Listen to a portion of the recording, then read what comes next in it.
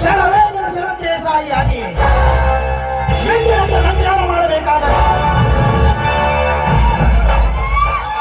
ನಮ್ಮನ್ನ ಹಾಗೂ ನನ್ನಿಂದ ಮುಂದಿನ ಸಂವಹನ ಪಡೆಯಬೇಕಿದ್ದ ಆ ಬಿಂಕನೆ ಗೌರ್ಗೆ ಫುಲ್ ಸ್ಟಾಪ್ ಹಾಕಲೇಬೇಕು.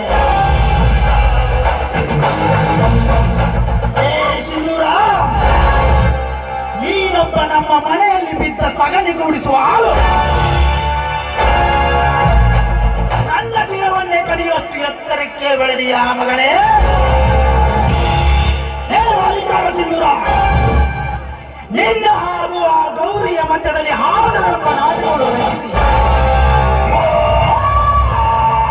ಆ ನಾಟಕದ ಪುಸ್ತಕವನ್ನು ನಮ್ಮ ಅಣ್ಣನ ಕೈಗೆ ಓದಲು ಕೊಟ್ಟು ನಿಮ್ಮಿಬ್ಬರು ಈ ಮನೆಯಿಂದ ಹೊರ ತಪ್ಪಿ ಆಮೇಲೆ ನಮ್ಮಣ್ಣನಿಗೆ ಹುಚ್ಚು ಹಿಡಿಸಿ ನನ್ನ ಕೈಯಾರೆ ಅವನನ್ನು ಒತ್ತು ಹೊರಹಾಕಿ ಈ ಸುತ್ತ ಹಳ್ಳಿಗಳಲ್ಲಿ ಹುಲಿಯಂತೆ ಮೆರೆಯುವುದೇ ನನ್ನ ಉದ್ದೇಶ.